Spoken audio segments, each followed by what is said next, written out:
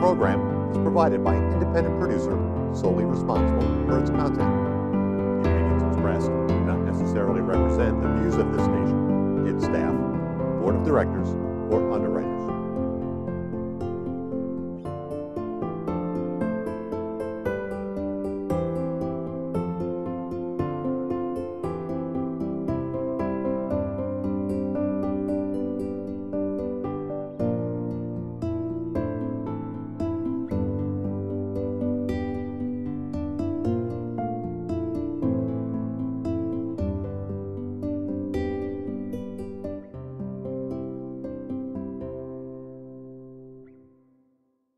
Hello, my name is Rafael Calderon. Welcome to this edition of our program, CHW in Action.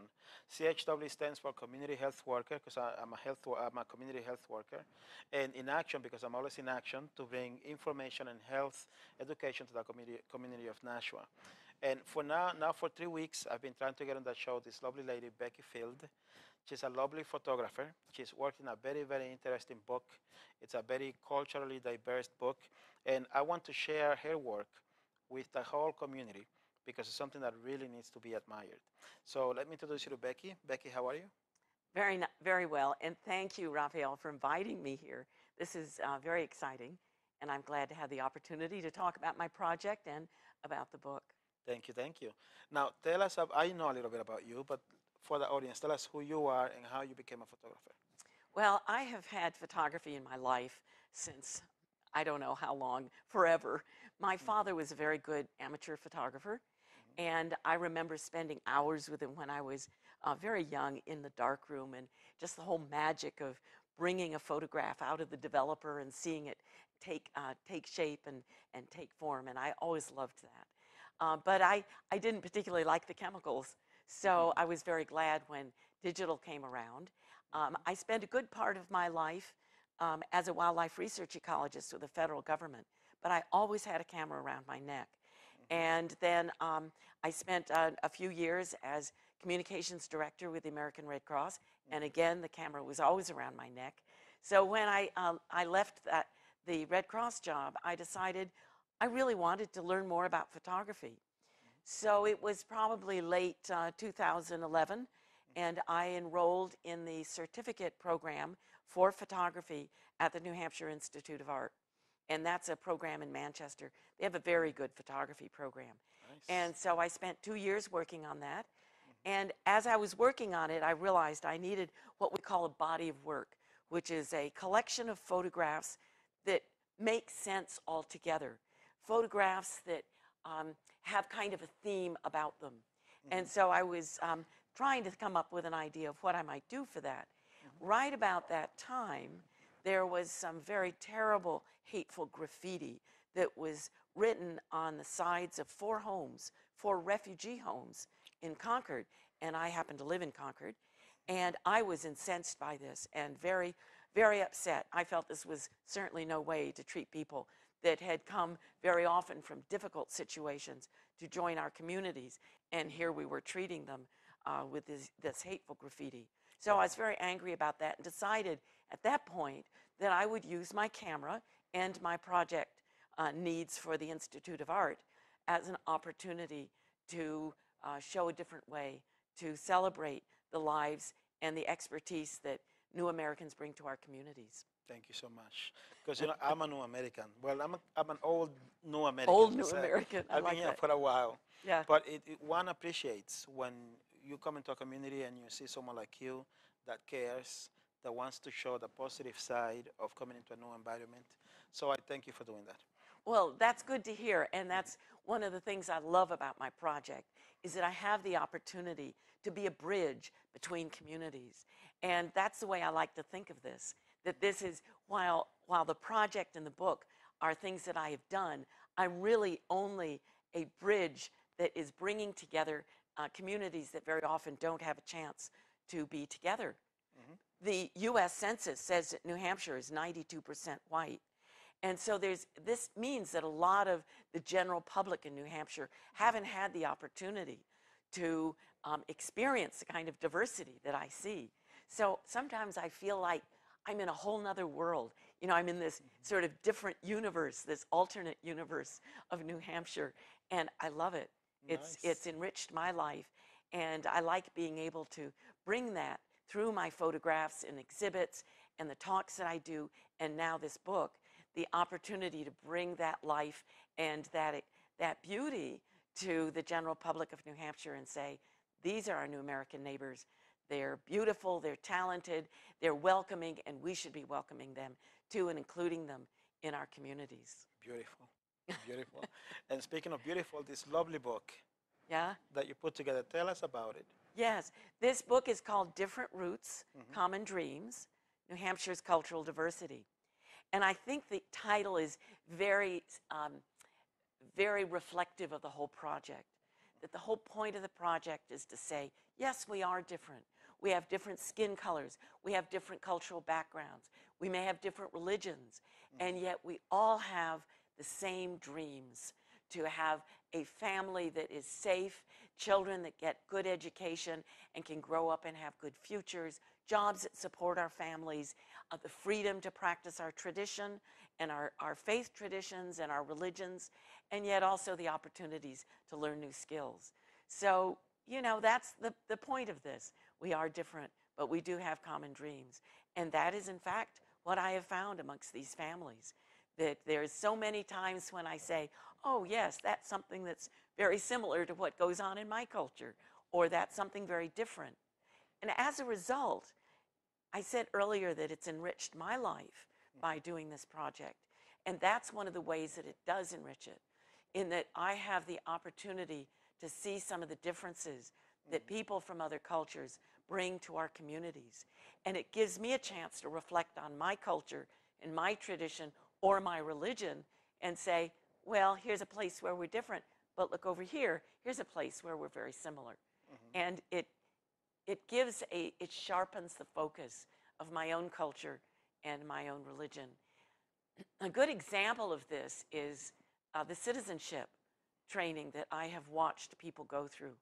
I have attended several citizenship classes where I have photographed people poring over these workbooks about American history and the details of our presidencies. And I used to be, I was almost a American history major. Really? In college. I love American history. But when I see what these people from other countries are having to learn about my history, the history of my country, I am amazed with the detail. For instance, one day they were studying about the Federalist Papers. Well, I remember what the Federalist Papers are roughly about because I was so interested in American history and took so many courses. But I certainly couldn't answer exam questions on Federalist Papers at this point in my life.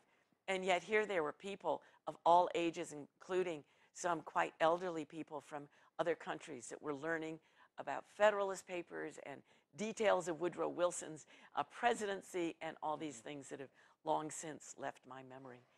And yet I noticed when they went to the ceremonies, and I photographed them in the naturalization ceremonies so that they could become American citizens, I was so moved to see these people standing there pledging allegiance to our country and being very clear about their desire to be an American citizen. It was very moving because I knew it meant a great deal to these people. Some of the immigrants that I've met have not been citizens of any country for quite a long time. Really? And for an example would be the Bhutanese. When they were forced out of Bhutan, the Bhutanese government canceled their citizenship.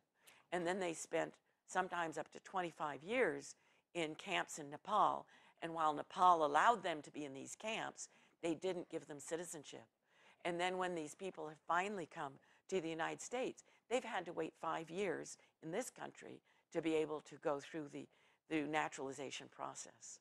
Wow. So here they've been some 25 or 30 years without being a citizen of any country. So it's little wonder that this is a very emotional time for them and an opportunity for me to say, here's something I've taken for granted in my life, and it really is very important. And it's very sweet. It's very sweet. And it's all captured in the book. Yes, there is a section in there about getting citizenship. So let me tell you a little bit about this book because Yes, I'm yes, quite please. excited about it. It's been about 2 years in the publication process. It is published by Peter E. Randall Publisher in Portsmouth, so it's definitely a New Hampshire project. And it's a nonprofit project, which is important to mention because all the net proceeds from the sale of the book, or if people wish to make donations to the book project, that all of that is going to go to New Hampshire nonprofits that work with immigrants and refugees. Nice. I'm very pleased about that opportunity. So that, but the book has got, of course, it features the photographs. How could it not? And I'm very pleased with that. And I've organized the photographs in the book, not by cultural groups, which is very important because of the title, Different Roots, Common Dreams. Right. Instead, I have organized it by life experiences, like learning new skills, or practicing our traditions, or keeping our faith, or children, young people. Young people is one of my favorite sections. Nice. And I'm also very pleased that there's some text in here in addition to the photographs. And the text includes an introduction by our own New Hampshire Governor, Maggie Hassan. Isn't she nice? Yes. I met her once. She's very supportive of immigrant and refugee and cultural diversity issues. So she's written the introduction. And then there's a foreword by a very renowned photographer who actually lives in New York City, John Isaac, who is himself an immigrant from India. And he is a former chief of the photographic unit for the United Nations. Very accomplished photographer. And I'm privileged to say he is someone who has been a teacher of mine, and I've had the opportunity to study a couple of times with him. He's very, very gifted. But perhaps most important is at the end of the book, there are 6 essays, which I'm calling journey stories. And they're written by refugees in New Hampshire who have come from the 6 countries that have been the source of the largest number of refugees to New Hampshire in the last 5 years. Wow. And so these people have written the stories about what it was like in their country, what kinds of situations caused them to have to leave their countries, which often are very, very scary situations, especially since many of these people were young when they were going through this experience. What the process was of coming out of their country and to the United States, which very often was going, in most cases, was going through the United Nations process of processing refugees, and then coming to New Hampshire and settling here, and what were the strengths and what were the challenges that they faced of living in New Hampshire. Very often they mention the New Hampshire weather. So if you think of coming from, say, equatorial Africa or the Dominican Republic and having to put up with the winters in New Hampshire, it certainly must be a challenge. Yeah, let me tell you something about the winter. Yeah? When you are in the Dominican Republic and you're about to come here, you see pictures of snow, okay? And it looks so beautiful in the pictures. Yeah. Then you come here and it's so cold that you can't even open your eyes. And you, to see the snow. yeah. And you talk and you can see your breath almost Yeah. freeze. I mean, it's a really shell-shocking experience. I It's just heard shell-shocking. a story that one immigrant that was new to this country, when she saw snow coming down from the sky, she fainted because she thought that snow came up from the ground, because all the pictures she had seen were pictures of snow on the ground. So she didn't realize it fell from the sky, and she thought something horrible was happening. My God. So yeah, there is a variety of experiences that people have had. So I think the journey stories in this book add an educational component to the book that's very important. In fact, several schools have already mentioned to me that they're interested in buying the books in order to be able to use in the schools and to help students of all ages understand there is cultural diversity in New Hampshire, even though some of us have not been as privileged as I have to see it, and that diversity is beautiful, and the people that are here from other countries are bringing an expertise from their background that we may not have in this country, or may help us and educate us about new perspectives, and they just have a different take on some of the things that we all do and we all take for granted. You know, when I think about the immigrant situation, I think about healthcare because I'm a community health Of worker. course. My thing is I want everybody to be healthy. So I wonder, have you come up in your making of this video, this book, any experiences? You don't have to give me details because I know about HIPAA laws, Sure, sure. okay? But any experiences, any details regarding the healthcare situation for immigrants that you have worked with? There's a couple of issues of healthcare that I've encountered. And of course, I'm not a healthcare worker, I'm a photographer. But the situations that I have encountered have included, first of all, sometimes people come here with some issues of injuries or other healthcare needs. And fortunately, we do have a system where when they first come here, that helps them to get the kind of healthcare they may immediately need. And then I've also encountered something that I didn't know about, and that is what's called a civil surgeon. And a civil surgeon is a doctor in this country who does a lot of who does the exams for naturalization and for people that are coming into this country to perhaps get a green card or to be able to progress to get citizenship. And usually those exams are pretty basic. They're just to make sure that person is fundamentally healthy. And I did have the opportunity to meet one of the civil surgeons in the state, and she gave me the opportunity, with her permission and with the permission of the hospital and with the permission, all of this was written, of course, the permission of the patient, for me to photograph during this very basic health assessment, health screening that they do for citizenship and for green cards. So I've done a couple of these photo shoots, and there is actually one in the book that I'm very fond of an elderly Bhutanese woman who's going through this process, and she thought the whole idea of me photographing her was terribly funny. And so most of the photographs that I got of her during that session were when she was laughing and thinking this was Nice. really great fun. Very nice. You So- must have had a lot of fun doing this. I really do. You know, the other thing that amazed me about this project is how welcoming people were. People from all these different countries. I thought there would be some resistance about, oh, don't take my picture, or don't steal my soul, or whatever, these myths that we've heard, or partial stories that we've heard about people being concerned about having their photographs taken. I have not encountered that. I have found, in fact, that very often people are very anxious to get in front of the camera and want to make sure that their pictures get taken. Nice. Maybe part of that is because the word is out that I will provide complimentary digital copies of at least some of the photographs that I take. Okay. And if it's a major event like a wedding or some major family event, I will often give them a matted and framed picture. So Nice.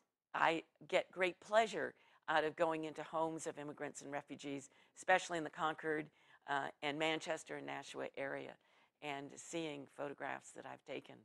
Very nice. So it's been a great pleasure. It's been a great pleasure, and one where I've made friends. I've been photographing many of these families over several occasions, so I go back and photograph them again and again. I've watched children grow up. I've seen children being born and grow up, and I've even had the pleasure of counting these people as friends and even be included as an honorary family member in some of these families. That is so nice. It is. It's a wonderful experience, and Nice. I feel sorry that other people haven't had the experience and the opportunities I have had to do this. So that's why I've brought this book to the attention of the public, and so it's available through the website. There's a website for the book, which is differentrootsnh.com, differentrootsnh.com, and it is possible to purchase the book through there. I am also giving complimentary copies of the book to every family that is represented in the book. So if people are interested in making donations towards that effort, that's possible through the website too. Very But nice. it's also, the book is also now available at Gibson's Bookstore in Concord and at River Run Bookstore in Portsmouth, and over time it will become available, I'm sure, in other bookstores in the area. Very nice. I hope you sell millions and millions of copies. I hope so Okay? too. I hope we're going to have to go into second printings. That would be very good. But the project continues. I'm still photographing. I'm still having the opportunity to interact with my friends and make new friends. And you know, the truth of the matter is, this refugee and immigrant issue is not going away. And as I'm sure we're all aware from the difficult stories that we see in the news, that this is going to continue for some time. It is going to continue. Yeah. But we do have some good highlights, some good moments. Like when you had an open house or something like that, the I governor did. was there. Tell me about that. Yeah, that was the launch for the book. You know, when a book comes out, very often people have sort of a party to celebrate that the book is published. And it also marks the official publication date for the book. And the publication for this book and the launch was September 17th. And we had quite a celebration at the Kimball Jenkins School of Art in Concord. They have a beautiful Victorian estate there. And for most of the month of September, there was an exhibit of photographs from the book that were displayed on the walls of this gallery in this Victorian house. And then on the 17th, we had a reception, and I said a few words, and Governor Hassan came, and she said a few words. She made wonderful comments about the importance of diversity in our communities, how immigrants and refugees have contributed to our economic base and the cultural strength of our state. She's really an excellent speaker and really has her heart in this issue. And then also there were two immigrants that shared some words and some of their story, including Janeth Orozco from the Nashua area. And in fact, this event was an official Welcoming New Hampshire Week event. And so Janeth shared some of her story and her experiences with Welcoming New Hampshire. And then also Tika Acharya, who's executive director of the Bhutanese community of New Hampshire. He shared some stories and some very kind words about the project and about the photography. So very nice. It was. And the other thing was that we had food from 8 different cultures that were displayed beautifully. There is an Iraqi gourmet chef, Shema Hamed, from Manchester, and I have seen her put on receptions before, and she does a beautiful spread of a food table. I had people from all these friends of mine from different cultures come and bring appetizer-style food from their culture. And it included horchata from Mexico, and there were some other dishes from Latin American countries. Unfortunately, beautiful as the display was and abundant as the food was, there were so many people at this event and I was so busy talking and greeting people and governor and whatever else that I never got any of the food. And I was told by many people that I missed a good meal because the appetizers were very beautiful. I can imagine. And my friend Shema did a gorgeous job of displaying them. I can imagine. It was quite fun. And did you bring your favorite camera with? Yes, this is my favorite camera. This is my workhorse of a camera. It's a professional level Nikon, and I wanted to mention that one of the reasons why I put the money into a very good camera is that very often I'm shooting in low light situations. If I go into a home, I very often am shooting in a room that might be darkened. In some cultures, they actually put rather heavy, almost rug-like coverings on the windows. And so the rooms can be quite dark. And so it really helps to have a camera with the kind of light sensitivity that I have in this Nikon. And I did put the flash unit on it and the diffuser. That's what this part is. And that helps to diffuse the light if I do end up needing a flash unit. I can also detach that flash and have it off to the side as a remote if I need to. Generally, I try not to shoot with flash because I don't like the sharpness of the shadows and the light of flash. So whenever possible, I shoot without the flash. I see. But this is a very good camera. I do have a longer lens for it, but generally this lens, which for your camera fans out there is a 24-70 with f-stop 2.8 across the range. Wow. And that's a very good lens for the kind of work that I do. Just enough zoom to be able to accommodate situations. But Very I've been nice. doing this for, perhaps I already mentioned, but almost 4 years. Wow. And it's going to continue. The biggest challenge is that this camera has a very high resolution file for each picture. So it requires a lot of computer space when I download these pictures. And as a matter of fact, one of the biggest challenges of this project has been making sure that I had a sufficient amount of backup, because these pictures are now becoming quite valuable. You know, this is the only state in the Union where immigration has been so well documented, recent immigration at least, through photographs. Really? And it's the first time in New Hampshire, I'm told, that this has been quite so completely and significantly documented through photographs. So I really see this as part of a historical slice of the recent immigrants that we have in our communities. And we're lucky for that. We're lucky for people like you that bring your expertise and your talents and your cultural perspectives to enhance our communities. Well, thank you, thank you. And with that in closing, I want to ask you, do you have any message that you would like to send to the community, the whole community of New Hampshire? Well, I think the main message of my project and of my book is that let's do everything we can to be a welcoming community, that we should tap the resources that we have in the immigrants and refugees that have come here. We need to make sure that they have good jobs and the jobs that they are well trained in so that they can support their families and we can make use of their expertise. Thank you so much. Thank you. Thank you. It's been a joy to be here. It's been a pleasure. I told you it would be fun. Well, thank you for watching. My name is Rafael Calderon again. I'm a community health worker. I like to just say CHW. And I've had the pleasure, you've had the pleasure to listen to Becky. And she's a wonderful photographer, wonderful human being. I love what she's doing. I'm getting my book, okay? I want to see thousands, if not, in fact, I want to see millions of copies of this book be sold. Because we do need to celebrate diversity.